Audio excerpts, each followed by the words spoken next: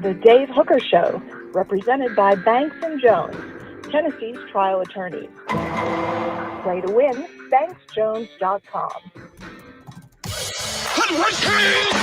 The Dave Hooker Show. A presentation of Off the Hook Sports.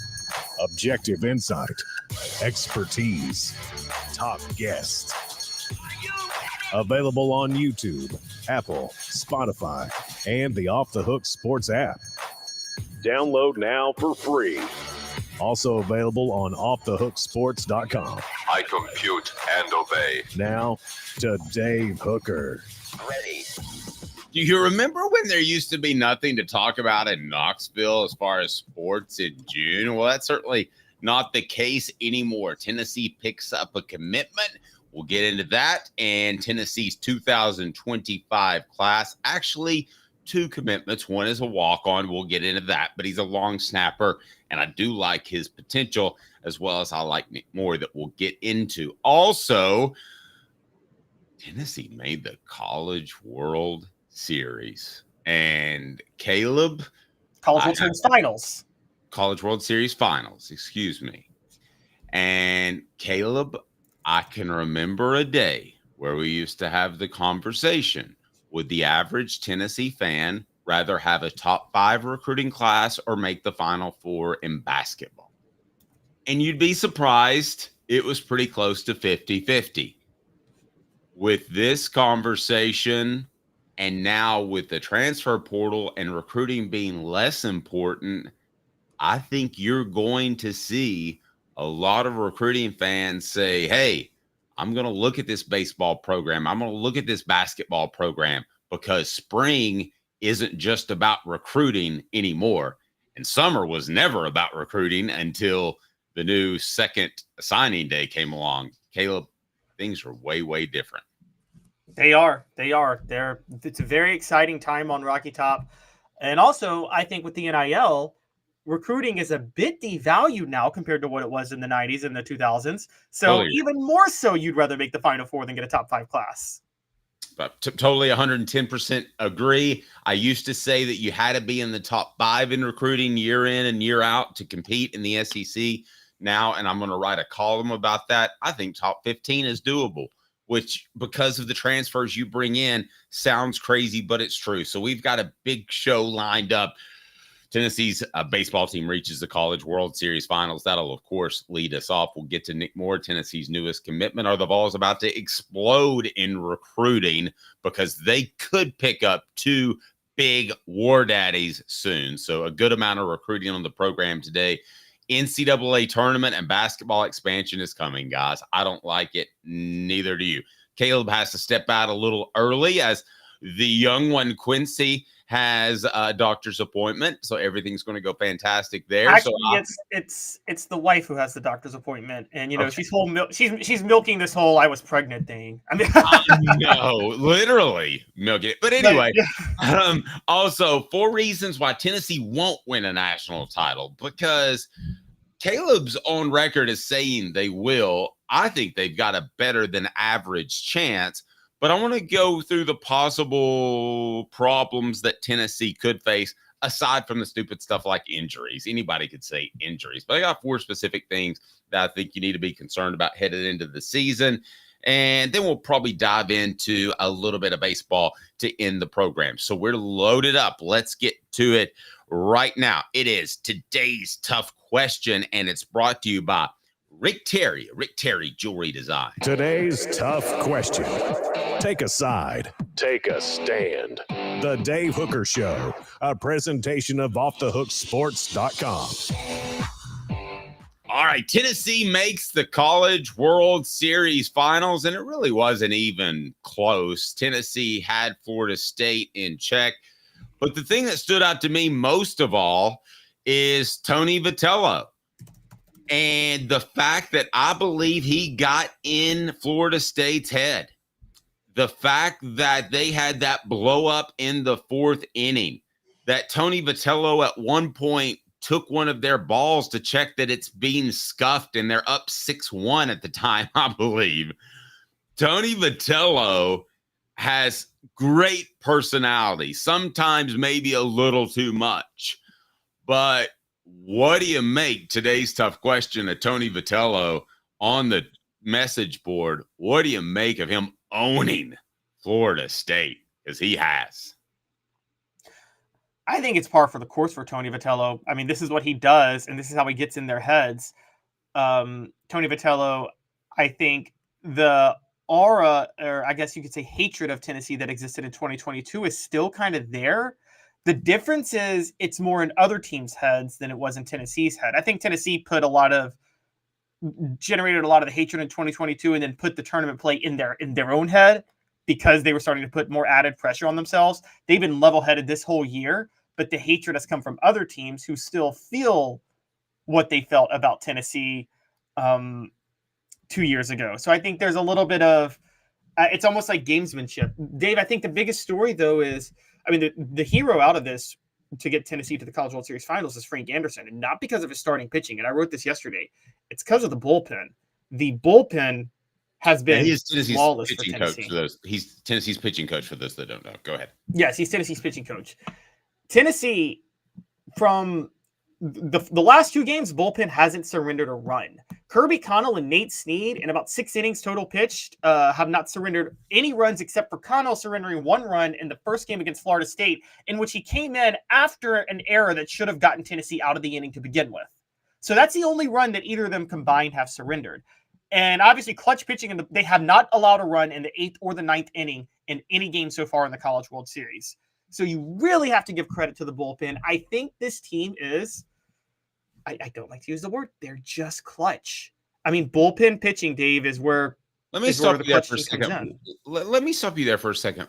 Why do you not like the word clutch? I think sometimes people overvalue clutch based on moments and not actually looking at data. And a lot of sports are luck. So just for instance, technically Kobe has more standout game winners than LeBron. So people would say Kobe's the clutch player, LeBron's not. The data doesn't bear that out. LeBron is significantly more clutch than Kobe was. Kobe was not a clutch player at all, by the way. And you can look at the data to prove that. And so I think people fall in love. I would totally disagree with not at all. But anyway, we can have that discussion. I guess the question I'm asking you is, if you don't believe in clutch, then how do you explain some of the things that Tennessee has been able to do? Because I believe clutch is overrated. So you and I think I may be closer than on the same page than we initially thought. I think it's overrated. But I do think there's something to going up to the line or the box or whatever and just having this sense of calm. And I think that is clutch. I don't think it's go up there going, I'm going to hit a home run. I'm going to hit a home run. This is gone. I'm going to hit this 3. I think it's just having that sense of calm. I believe that is clutch. Can you give me that? I know I will give you that. But what I mean is that's not always reflective of the player themselves being clutch as much as it is the circumstances surrounding them where that pressure becomes added or not. I agree with that. For instance, Jordan, the most clutch player of all time, as most people would deem him, benefited a lot when they got Scottie Pippen and then Tony Kukoc later as guys that could take people away from him. So he was certainly more clutch when he had better players than when he didn't. And when he wasn't exhausted trying to do everything. I'm more clutch when Caleb's on the show as opposed to not. I want you to finish that thought. They're always clutch at Rick Terry Jewelry Design. Rick Terry Jewelry Design. They've got the affordable fire opals for game day. And we love Rick Terry. We're also going to give away a fantastic prize here in the month of June, and we look forward to that. They want to be your jeweler, Rick Terry Jewelry Design. Go ahead and click right below. Know that you can look right over my corner at any time and see that Power T pendant or that State of Tennessee pendant that is fantastic looking, and we've got the Power T cufflinks as well. They've got them all at Rick Terry Jewelry Design, where they say go Vols. Caleb, you were going to say, sir? Yeah, I was going to say it's a combination of on-field or on-court things like the help you have around you, but it is also a combination of what type of pressure is on you.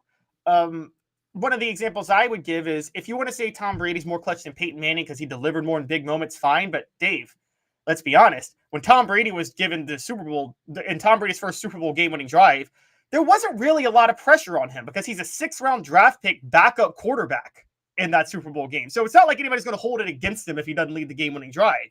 Well, there's pressure in the Super Bowl. Right, but what I'm saying is part of the pressure is how much backlash are you going to get if you don't deliver? This was 2022 Tennessee. Tennessee put so much pressure on themselves by how much they flipped off the college baseball world. So it was going to look really bad if they lost, and they put more and more pressure. There's a lot less pressure on them this year if they don't deliver. And so sometimes, not all moments, sometimes the same moment does not add the same amount of pressure for each player. Does that make sense?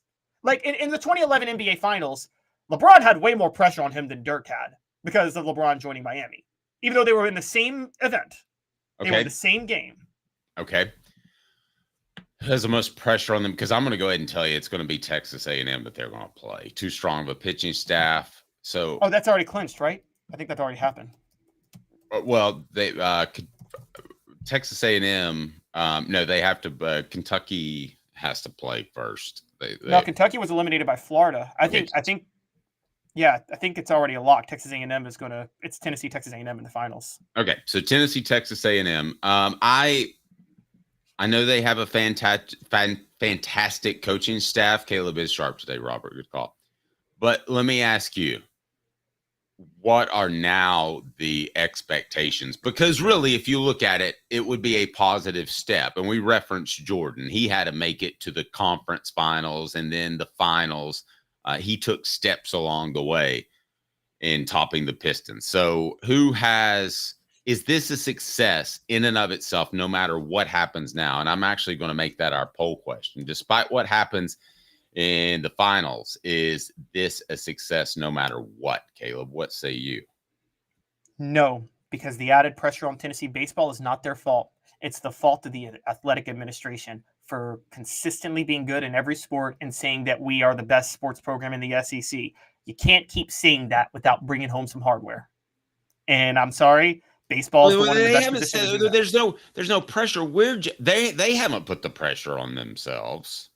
I know that. I said it's not their fault. It's not their fault. But the athletic department's just good. We put the pressure on them, right? The athletic department put the pressure on them because the athletic department has Danny White not been touting these Directors Cup numbers constantly? Isn't Tennessee branding themselves as an everything sport? They are doing that consistently. If you're going to do that consistently, you got to bring home hardware somewhere. So Danny White has put pressure on this baseball team to actually deliver. It's not their fault. I'll be the first to tell you it's not their fault. But it's not a success that they don't win it because Tennessee at some point has to bring home some hardware if they're going to sit there and talk about how they are the best all-everything sport. You can't do that and not have any championships to show for it. Okay, sorry, a poll question on the YouTube page. Is it a failure if Vols don't win the College World Series finals? I got a couple of no options. No, that's just dumb. No, positive step. Yes, they're the best team. Which no would you choose? I wouldn't choose either. Yes, you would choose yes. I would just say yes.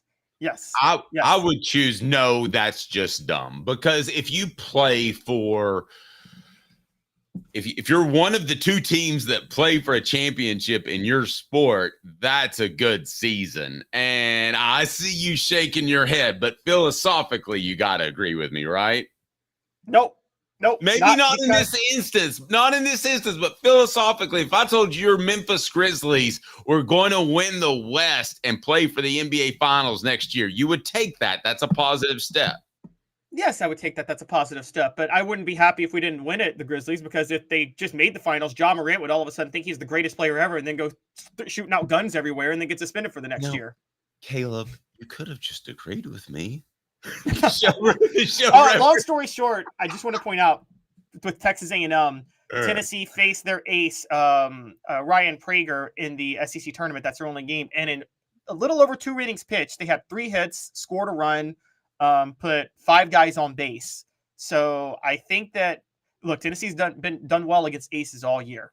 So, but Ryan Prager is maybe the best ace in all of baseball. So I think that's what you wrote yesterday is going to apply to the finals, and I think it's the bullpen. I think so too. I'm not even hanging my hat on how I pick a team based off the aces. I'm totally the other direction. The show represented by Banks and Jones. Well, it's because they're Tennessee's trial attorney. You can play to win with Banks and Jones because they'll go to trial. You've heard of other lawyers. They say they'll go to trial and fight for you. They won't. They just want to settle. That's the easiest way out. Well, that's not Banks and Jones, led by T. Scott Jones. They won't settle.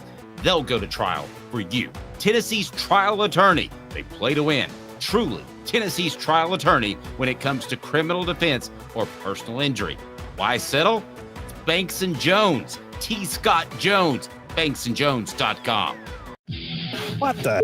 What was he thinking? Release the hounds. The Dave Hooker Show. Keep cool. A presentation of offthehooksports.com. Nic Moore is the biggest pickup of Tennessee's 2025 class to this point. Whoa. And here's why. He's going to play center.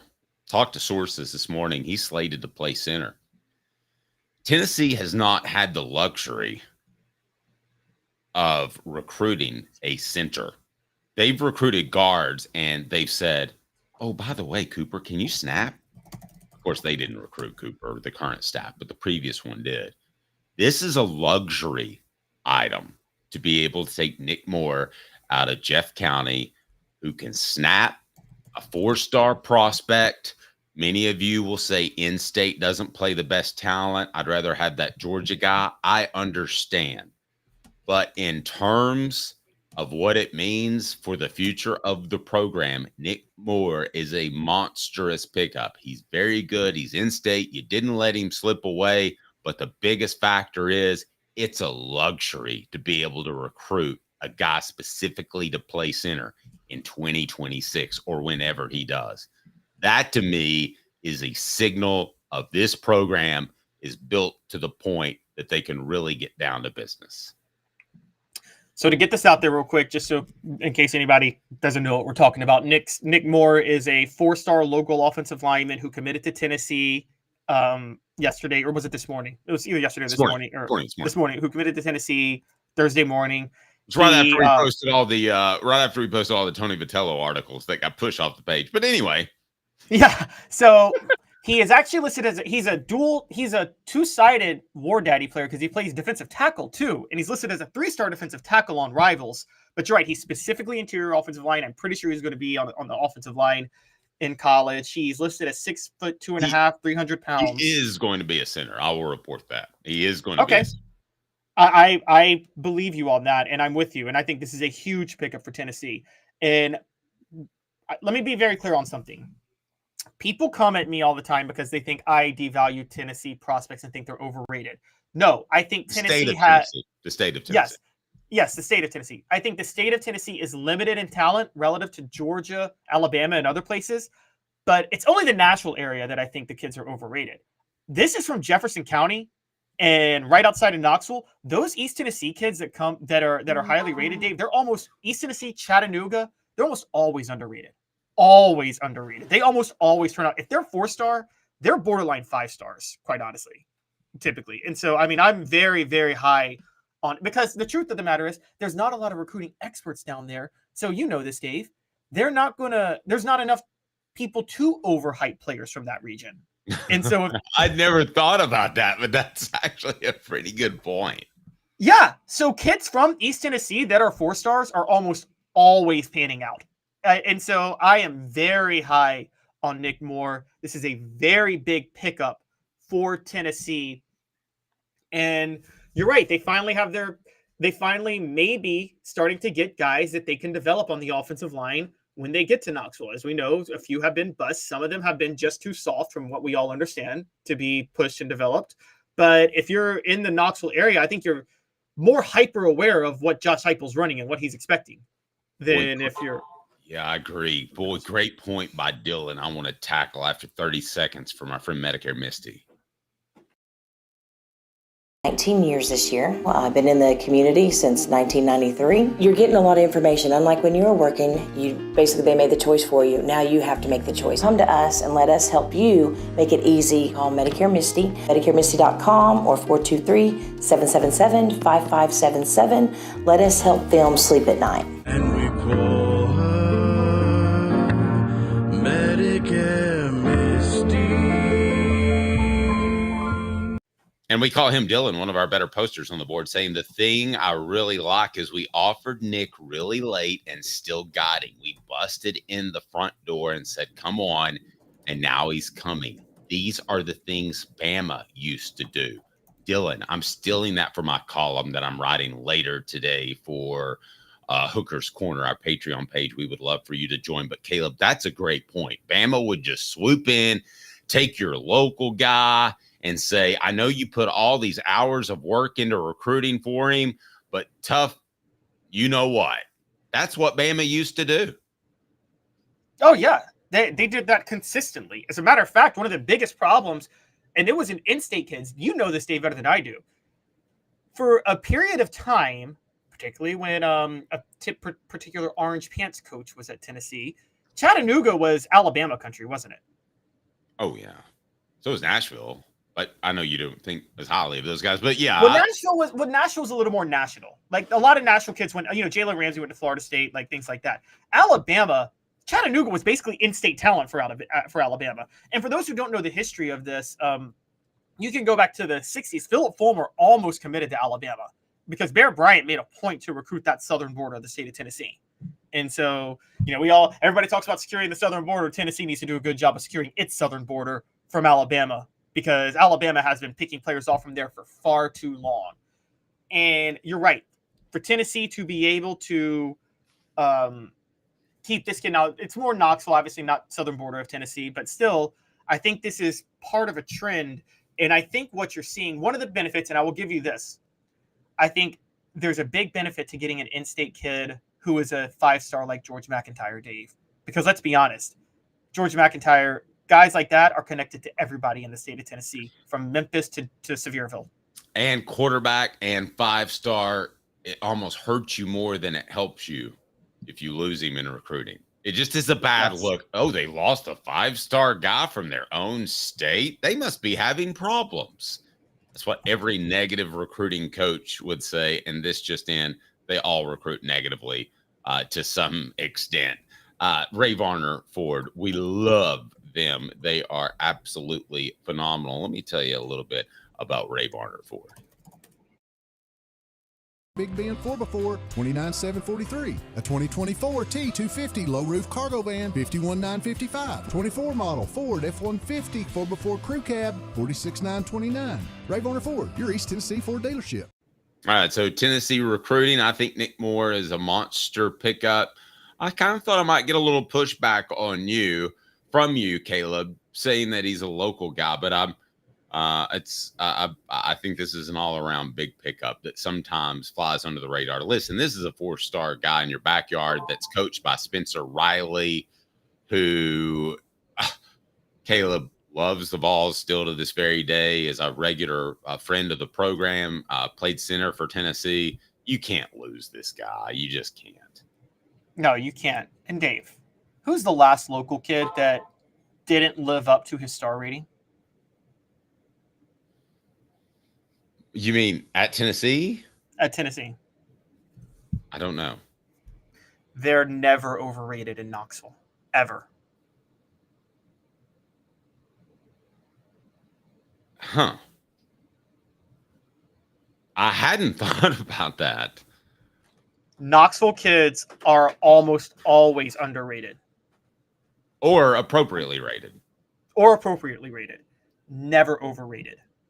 Never. All right. Left brain, read the commercial. Right brain, think about what Caleb's saying. Hemp House, the premier hemp dispensary online with a wide variety, great selection, and strict standards to ensure you only receive the best in CBD or Delta products. Hemp House Chat with 2Ts.com. Hemp House Chat with 2Ts.com. Use the promo code HOOKED. That's HOOKED for 10% off. Guys, there's a lot of crazy stuff out there right now. Trust the Hemp House. Trust somebody that we trust, because hemphousechat.com will take care of you. Man, when I think about Knoxville guys that have busted, I can only think about Knoxville guys that have gone elsewhere and been very good. Going back to Randall Cobb, who is Alcoa, but that's practically Knoxville, going to T. Higgins, who's about to get paid in the NFL, Amari Rogers. I'm missing the center that went to Clemson who won a national title. I can't really think of a 4-star-ish guys. Now, for some reason, Knoxville doesn't get a lot of 5 stars, and I don't know why.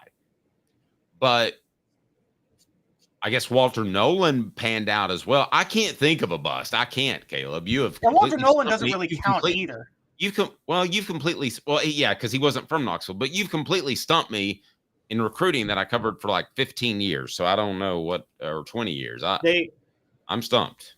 East Tennessee kids are always properly rated. Always. It's a very underrated football part of the country. It's not like it's not like a Georgia, and that's Tennessee's problem. It's not like a giant pipeline that you can build a championship team around.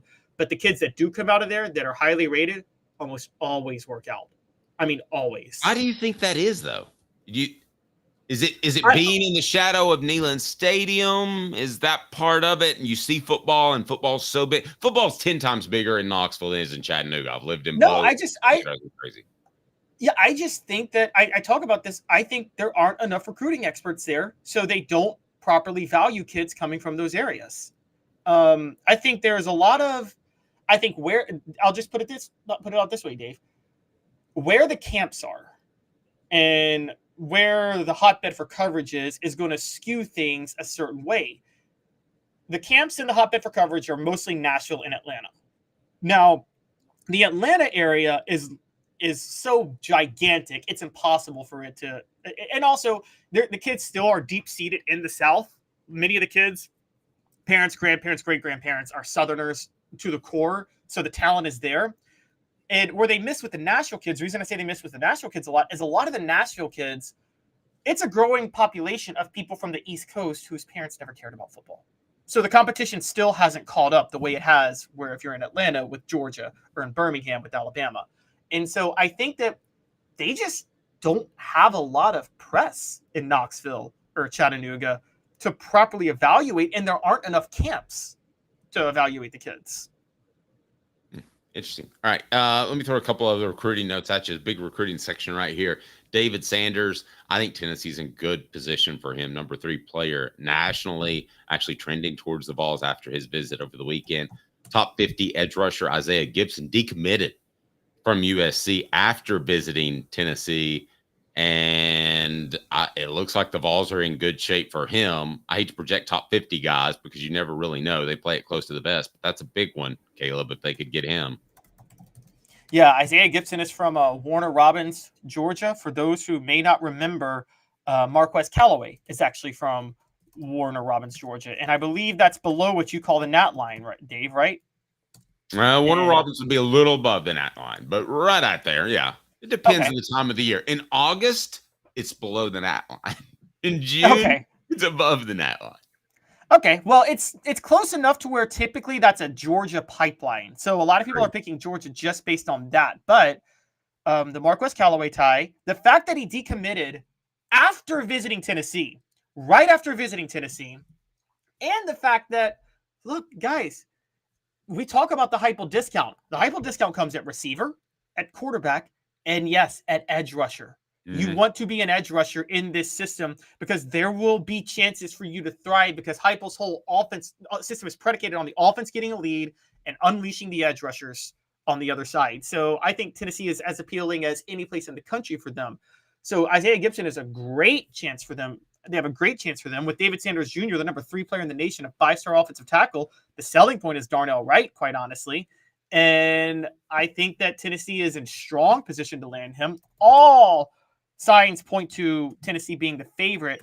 The early predictions, the only official predictions on record right now is one prediction for him to go to Clemson. But I got to be honest, I think Tennessee is in a much stronger position than Clemson to land David Sanders right now, which is, I mean, look, Dave, they just picked up a 4-star in the trenches.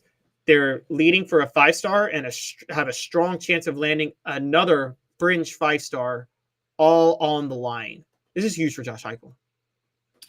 And then thanks for reminding me, you have Charles House out of North Mecklenburg, a 3-star prospect that many think will commit to Tennessee on Saturday. So the Vols are red hot in recruiting. Hang tight, 2 minutes. They're going to expand this tournament, this basketball tournament, and I just absolutely hate it, but we're going to dive into it in here in a moment.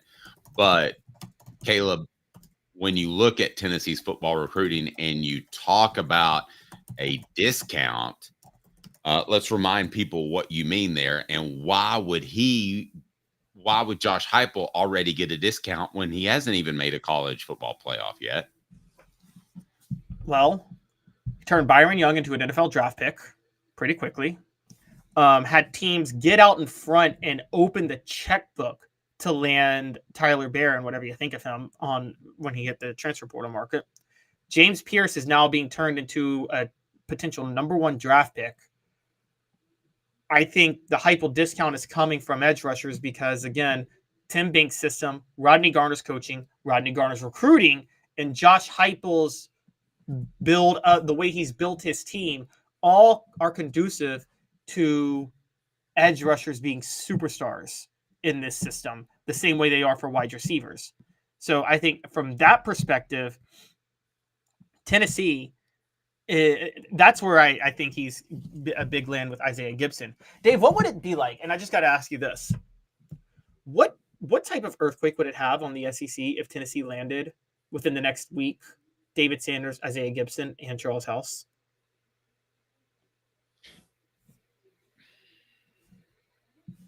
You would be really close to taking note of that if you're like administrators. Like you're a little bit concerned, because I think the level of coaching, even without Saban, is much better in the SEC. And on your side, to say that the Big Ten is going to be bigger one day, you've got the television contract. On my side, I have talent is in the area, right? It's more talent in the South than anywhere else. And I have, I believe, coaching, which is fluid. I think coaching is better. That's on my side right now, I think. You might disagree. But I believe that this is the kind of recruiting trend that if I'm an administrator, I'm like, we have a chance winning a championship if the SEC is getting all the top prospects. This is close to the point where I would take note of that. Is that a good answer to your question? If you're a Tennessee administrator, you'd be concerned? No, if I'm an administrator in the Big 10 or Big 12. And all 3 just committed to Tennessee?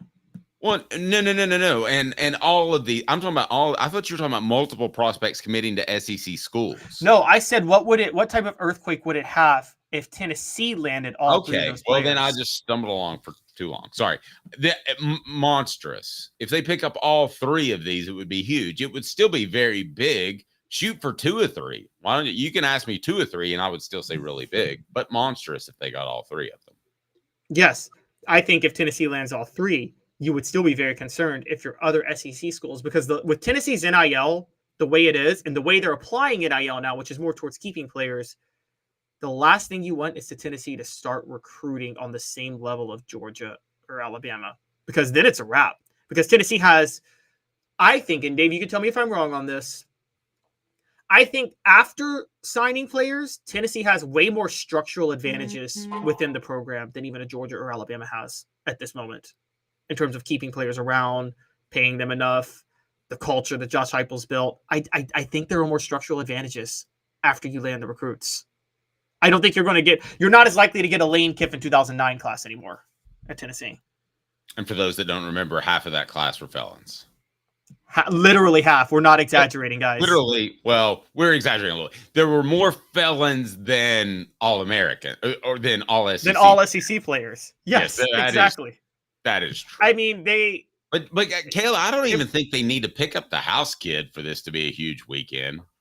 No, if they get the other 2, it's a wrap. Like, the house kid is a little bit of salt on top of the flavor. Yeah. Or a little bit of creamer, I guess we should say. So Tennessee's class currently jumped up. Now, it was 23 this morning, but when you add Moore, it jumps up to 16th in the nation. I would have told you that's not nearly good enough years and years and years in a row, and not that long ago. But now I think that's good enough because you supplement it with the transfer portal. So George McIntyre's your highest rated prospect, a 5-star prospect, followed by several 4-star prospects. You now add Nic Moore to the list as a 4-star out of Jeff County and Dandridge. Then you have the other 4-star prospects would be defensive lineman Ethan Utley, tight end Jack Van Dorselaer, and then Jaden Lofton is a 4-star prospect. Rodarius Jackson is a 4-star prospect. So let's take out of. I'm going to do the quick math on this. So say something interesting, Caleb. Okay, so what's my most interesting? All right, I got it. All right, so out of 16 commitments, only 6 are rated 3 stars. The rest are 4 stars or 5 stars. That's pretty phenomenal. Let's get Caleb's thoughts on that after a quick message from Joe Neubert Collision Center. 5th year, the second and third generations continue Joe Neubert's commitment. His vision of what this business needed to be, we still try to live up to that. Joe Neubert Collision Center. Caleb, what do you make of this top-heavy class? Because it is top-heavy. I think that's the skew. That's why it's actually higher than 16th, quite honestly. It's a little bit skewed if you really look at the rankings, because right now Rutgers has the number 10 ranked class because they have 22 3-stars, and 247 Sports Composite puts strength in numbers. I think that it's already in great shape. David Sanders Jr. is being heavily recruited by George McIntyre specifically. I think by next week you might see this class shoot up to the top 10, and I'll just leave it at that. Okay. Now, in all fairness, to play the other side of it, there are 1, 2, 3, 4, 5, 6, 7, 8, 9, 10, 11, 12, 13, 14 schools that have as many or more 4 stars as Tennessee. So that's about where they stand. Ohio State now with the number 1 class in the country, followed by Notre Dame. That's not going to last. Alabama at number 3. Texas A&M.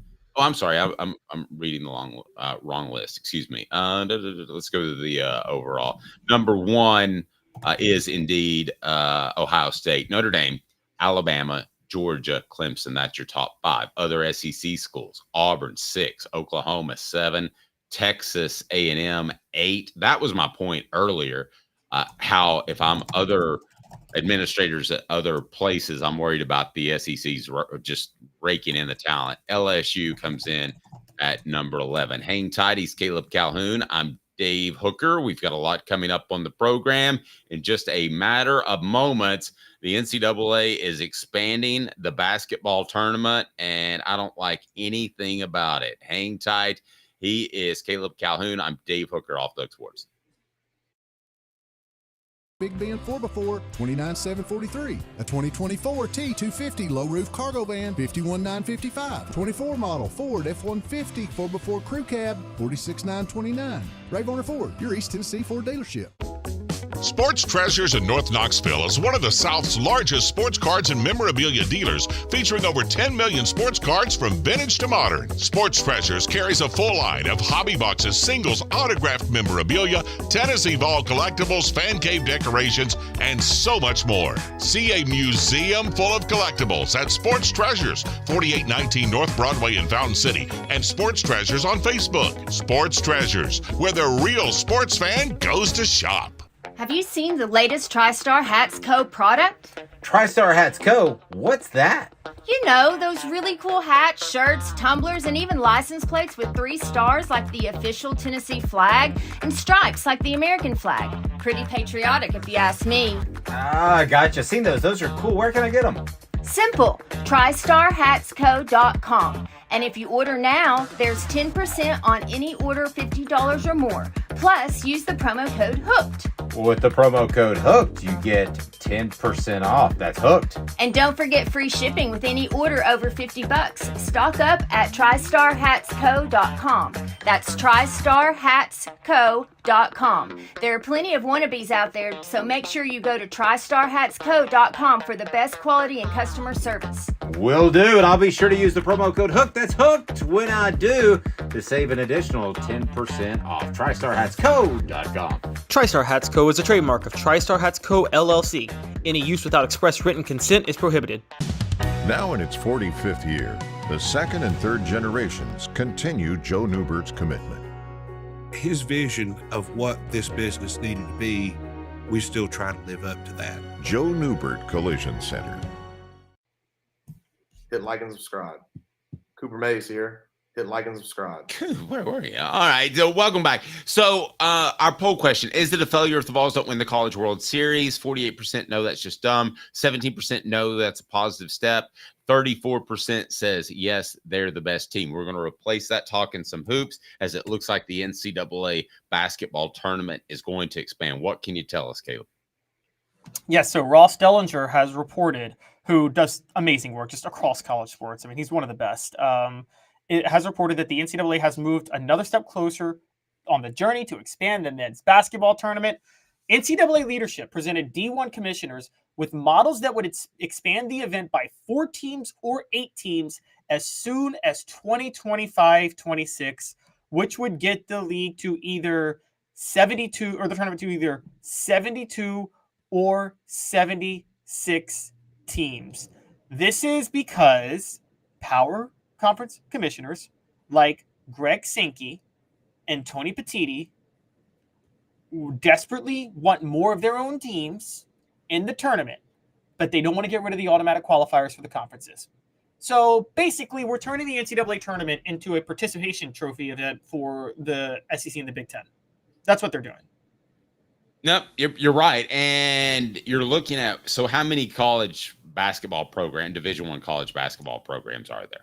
There's roughly there's like 300 something. 330. So you have to finish essentially in the top 25% of your sport to compete for a national title.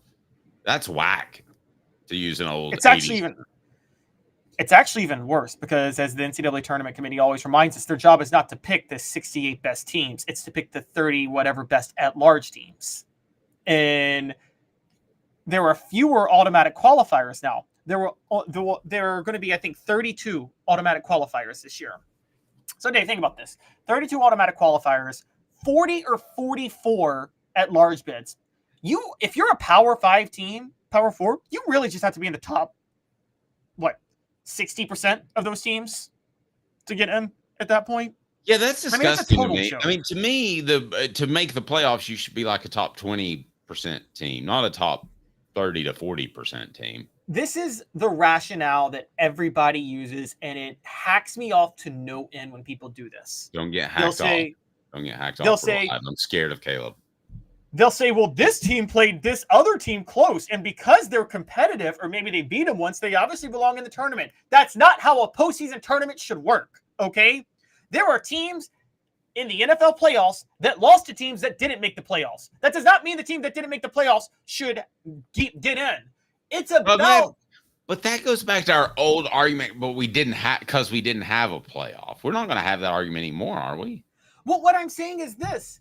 People think that a playoff should be about any team who could be competitive can get in. No, a playoff should be about reward. It should be the reward for the body of work you put in during the regular season.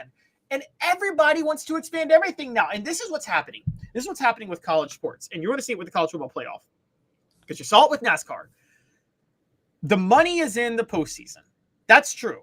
So here's what's going to happen. They're going to expand the NCAA tournament, Dave, but they are, and the expansion is going to bring in a lot of extra revenue. You know what it's not going to do? Grow the sport among new fans. So the people running the sport now will cash out all of their money and damn the sport's future when new fans don't take an interest in it because the regular season doesn't matter. This is how this is American capitalism and how American businesses are run way too often. It's let me max out my money for myself while I'm running this ship, And I don't care if the ship hits the iceberg when I'm gone. I'll be retired sitting on a golden goose in Destin, Florida, hanging out with Ed Orgeron and some of his young women. Okay, who cares what I'm doing?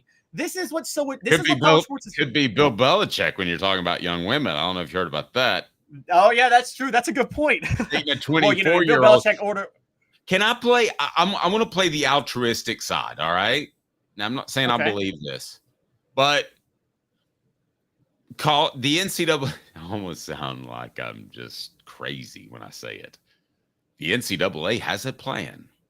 The NCAA wants to. I know. Don't laugh at me, Caleb. The NCAA has a plan. The NCAA is going to slide back that college baseball season. Okay. And then they're going to have a better window or an increased NCAA basketball tournament. I'm obviously playing the other side. You can call me an idiot on the message board if you would like to, or you can let Caleb do it. You can also vote on our poll question. The NCAA playoff should be 68, just like it is. 56% of the vote. 70 to 80 teams, 0% of the vote. Over 80 teams, 0. Go back to 64. That's where I am, 44%. Those Tuesday and Wednesday night games do nothing for me, Caleb. And that's what they're trying to do. They're going to add value. They're not going to expand the length of the tournament while pushing back college baseball with this. They're just going to have more games on Tuesday and Wednesday. Guys, that's the other frustrating part about this. They're going to try to turn Tuesday and Wednesday into off days. Did you know the number one overall day that men's schedule vasectomies is the day before the NCAA tournament? Did you know that, Caleb? Yes, Okay. I actually did know that. Yes, and you got one now. If you want more, that's fine. But if not, you need to be mindful of that. So the reason is you get to sit down, you watch basketball, and you put ice on your stuff, and everything goes great. They're trying to turn Tuesday and Wednesday into national holidays like Thursday and Friday kind of sort of are. Because I don't know about you, but I don't work much on Tuesday or Friday. I try to watch basketball. They're trying to turn Tuesday and Wednesday to that, unless the Vols are included, of course. And it's not going to happen. You're not going to have you're not going to have anybody that's going to say, I'm going to slough off for 4 days at work. No, and this is the problem. They do this with all these sports. They're going to push forward the opening to some things when the opening itself is such a great event. They do this in professional and other sports now. Think about it. College football has a week 0. I want week 1. Week 1 is so much fun. Labor Day weekend. Major League Baseball. Let's do this teaser series opener before opening day. Why? Just have opening day. It's such a good event where every team. Go ahead. I'm sorry. I didn't mean to interrupt. Yeah, I'm just saying, make opening day such a thrilling event where every team starts. It's just it just hacks me off. Okay, now I have an idea that wouldn't work financially, but I'm going to throw it out there. Brought to you by Quality Tire Pro. The Eberle family has been serving the Chattanooga community since 1957. All major brands of tires, full service automotive, brakes, alignments, oil changes, and more. All work covered by a nationwide warranty. Cherokee Blvd or online at qualitytirepros.com. Qualitytirepros.com. Tell Bo that Off the Hook Sports said, "Hey, Bo." How about this idea? It wouldn't work because if you took away conference tournaments, that would be a lot of revenue the conferences would lose, and they wouldn't be okay with that. But you and I both hate conference tournaments, especially the SEC. The meaningful ones are the ones in which no team's going to make the NCAA tournament unless they win it. So how about this? How about a mid-major type of tournament instead of conference tournaments at all the week before? So you would essentially be expanding it another weekend, but you're taking away conference tournaments. So you have even 128 teams make it, but you're down to your real 64 by Thursday. Do you hate that idea, or are you kind of okay with it at all? I'm actually okay with that. I've always said, and I said this with college football, I'm okay with expanding the playoff if you add in automatic qualifiers for lower tier schools, because then you at least put value on the regular season. So I'm for that. I'm the same way. I love the idea of a group of 5 college football playoff to determine the best group of 5 team to get in to the actual college football playoff. I think I would completely watch that, because that means more to those kids than a lot of the future NFL stars, at least in their own minds. I agree. It'd be so thrilling to watch. He's Caleb Calhoun. I'm Dave Hooker. Stay tuned. Coming up after this, I'm going to tell you why I think recruiting is so special. And I'm going to tell you the 4 reasons why Tennessee won't make the college football playoff if that's the case. Caleb's going to step aside. Stay tuned. More after this. This is a presentation of Off the Hook Sports. 5th year, the second and third generations continue Joe Neubert's commitment. His vision of what this business needed to be, we still try to live up to that. If we wouldn't put our family in it, we're not going to put their family in it. If you're going to say that you're doing the best work in Knoxville, now saying it's one thing, producing it and providing it's another.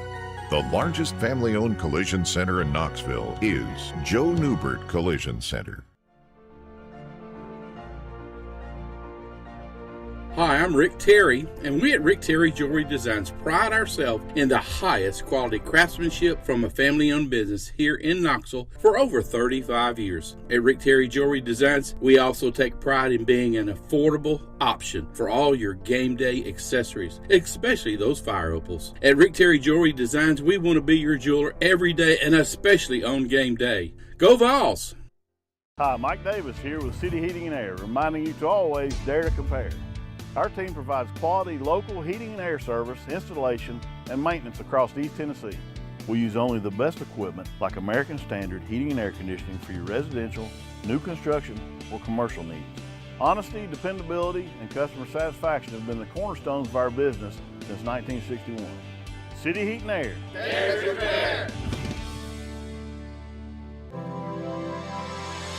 Experience it all at Ray Varner Ford in Clinton. Need a quick fix or maintenance? Visit our Quick Lane Tire and Auto Center. Keep your Ford running smoothly with the experts in our service department. Ready for your next Ford? Our sales team is here to guide you to this 24 Ford Bronco Sport Big Ben 4x4, $29,743. A 2024 T250 low roof cargo van, $51,955. 24 model Ford F-150 4x4 crew cab, $46,929. Local you trust, experience you can afford. Ray Varner Ford, your East Tennessee Ford dealership.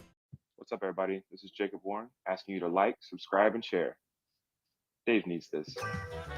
The Dave Hooker Show, represented by Banks & Jones, Tennessee's trial attorneys. Play to win, banksjones.com. He tries very hard. The Dave Hooker Show. All I know is when we win a game, it's a team win. When we lose a game, it's a team loss. A presentation of Off the Hook Sports. YouTube, Apple, Spotify, and the free Off the Hook Sports app. Back to Dave Hooker. So as we mentioned, Tennessee picks up a big commitment. And I failed to mention the other pickup because this is a preferred walk-on. John Rawson, a preferred walk-on who will handle long snapping for the Vols, announced that he is headed this way. Essentially, just to give you a little bit of insight, please hit the like and subscribe button. I'd appreciate that. Rawson, by the way, from Morristown, Hamblin, Tennessee, West High School there in Morristown, Hamblin.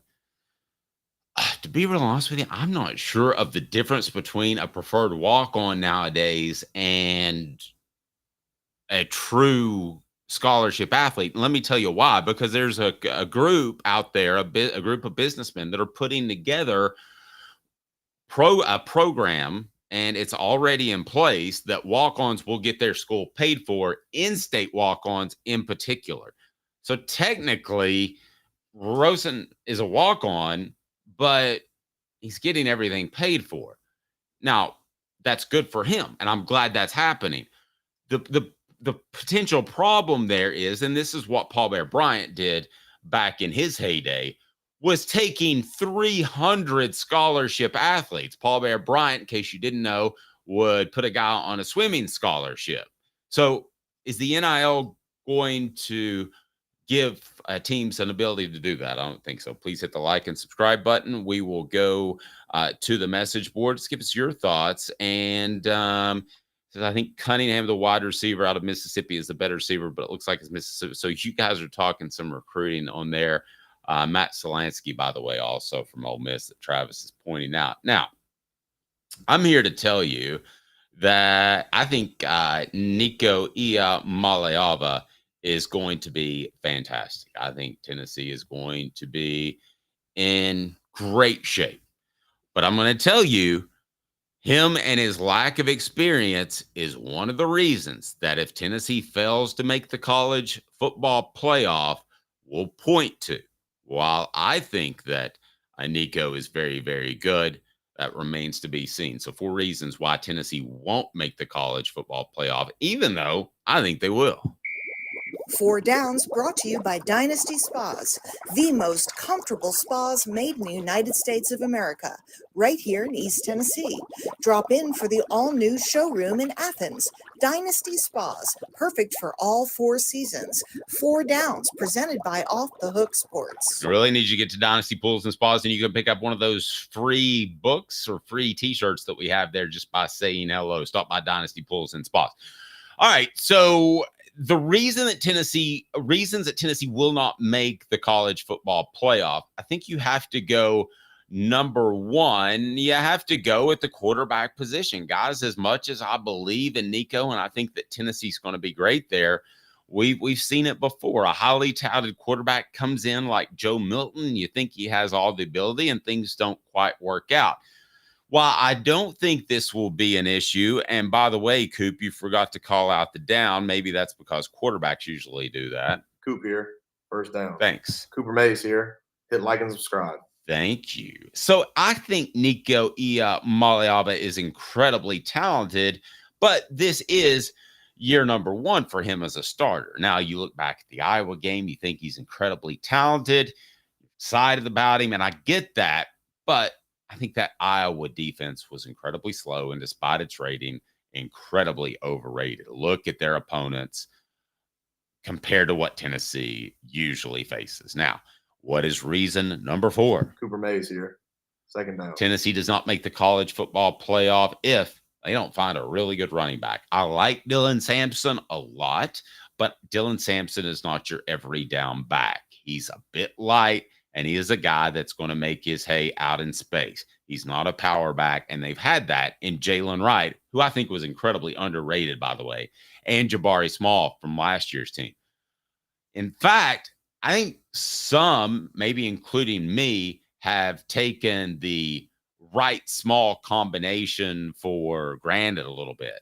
Now, you would hope that Peyton Lewis steps up, or Cameron Seldon, one of those 2 guys. You would hope that one of those 2 guys steps up, and maybe they will, but Wright and Small were a pretty good combo, and you knew what you were going to get out of them. So I think they've been taken a little bit for granted. Their loss, I believe, is more significant than a lot of people would lead you to believe. Tennessee center Cooper Mays here, third down. Okay, now this is a big if. If there's no defensive back upgrade, let's be honest. Tennessee's entire football program has decided to gamble with the secondary. That's exactly what they're doing. They let guys go left and right. They didn't care. They didn't match NIL contracts. And I get all that. And I understand that there weren't talented players there, but they were experienced. And Tennessee could have brought some experienced players back, but they chose not to do that. Now, what if the defensive backs that Tennessee has brought in aren't any better? I believe they are. I think Boo Carter is going to be an upgrade at strong safety by mid-season.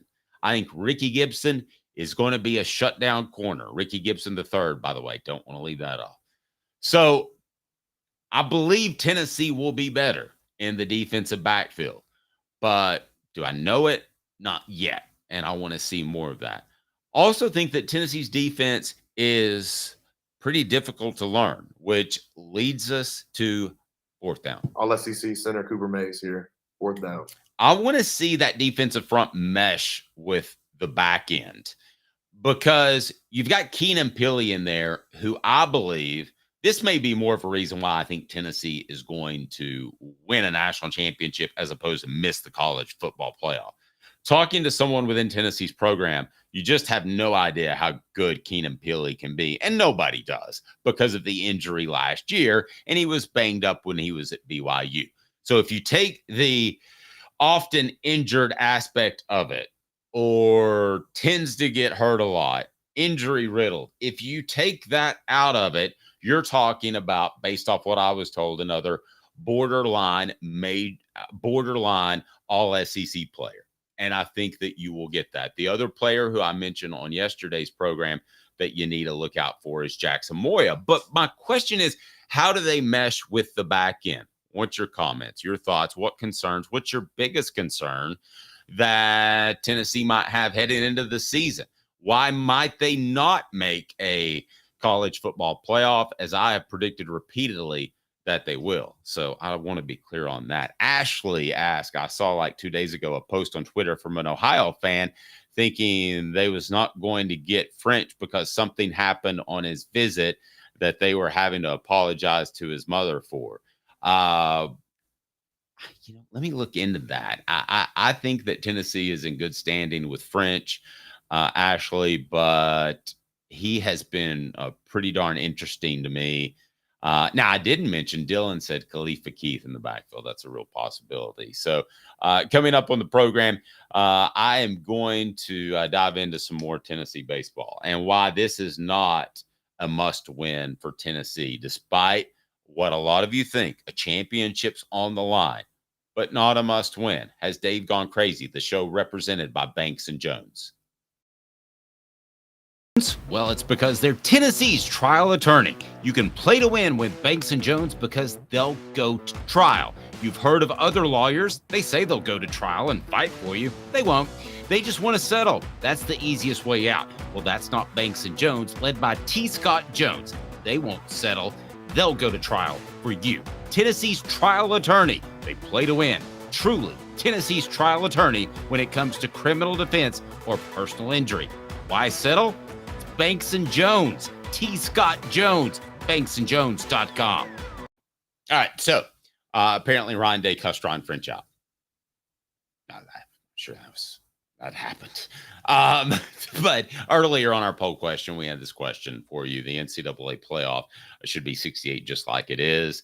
That ended up tying with go back to 64 at 50%. But I want to go back to the second poll question for first hour. Is it a failure if the Vols don't win the College World Series finals? They're in there for the first time since the 1950s. The options: no, that's just dumb, 48% of the vote. Yes, they're the best team, 34% of the vote. No, it's a positive step, 17% of the vote. I want your specific takes on the message board, your comments, and why this would be a failure or not. Go ahead and tell you, I don't see it being a failure at all. Even if Tennessee were to get beat 2-0 and in a one-sided fashion, still think making the College World Series playoff for the first time in like 70 years is very significant. I don't understand how you could possibly list that as a failure. Go ahead and click that like and subscribe button. We greatly appreciate that. Want you to be a part of the program, so let's get you on the message board and get your thoughts. Is it a failure? Why or why not?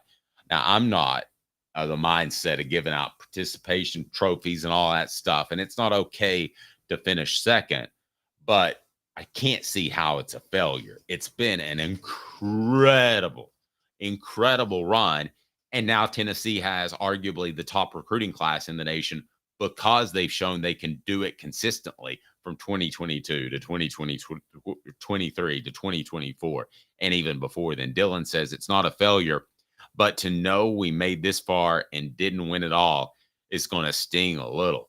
No, Dylan, it's going to sting a lot, especially to go in there undefeated, especially to go in there, not overall, but to take care of your business, to be 2-0, to not have a loss on your record and make it to the finals and look so good in the exciting fashion or the dominant fashion, depending on which game you're talking about, would be an absolute heartbreaker. In fact, I think that would be, it has the potential to be one of the most difficult heartbreakers to get over.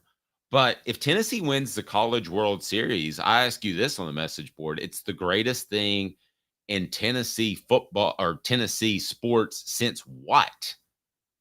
How far do you have to go back? Obviously, it's not football. And let's take into consideration for a moment that let's take into consideration that when you're talking about Tennessee and you're talking about Tennessee baseball, that it's not as significant as football. So I would take an SEC championship in football over a national championship in baseball. I want to be clear about that.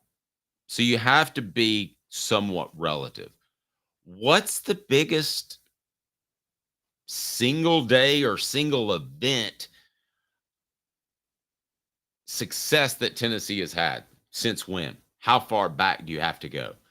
That's why this isn't a failure. Making it to the College World Series finals is not a failure.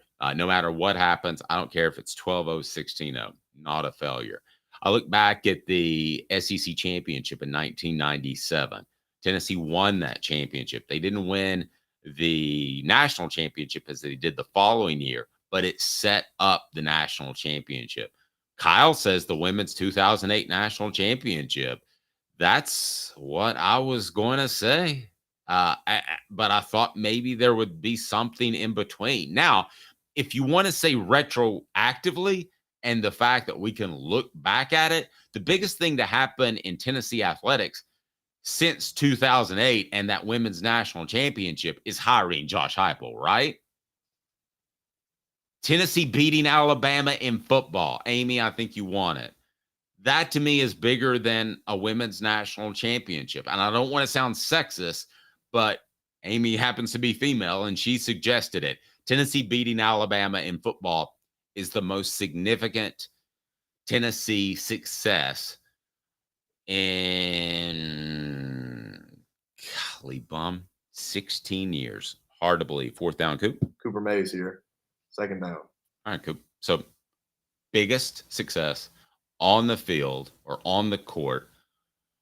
We're not even thinking about Tennessee basketball at all with what the Vols did with Dalton Connect, making it to the Elite Eight. Is that a consideration? Thoughts on the message board? Tennessee beating Alabama in football, though, Amy says is number one. And I'm having a real hard time disagreeing with that. Sports Treasures carrying over 5 million sports treasures and so much more. Follow on Facebook for the best sports memorabilia. They have daily updates. So follow at Sports Treasures TN and get those updates. Sports Treasures TN against Sports Treasures TN. Be sure and hit that like and subscribe button. We appreciate you as we remind you that before I finish up why this is a success no matter what over the weekend, remind you that your loved ones may need to be taken care of, and that can happen when it gets Medicare time with Medicare Misty.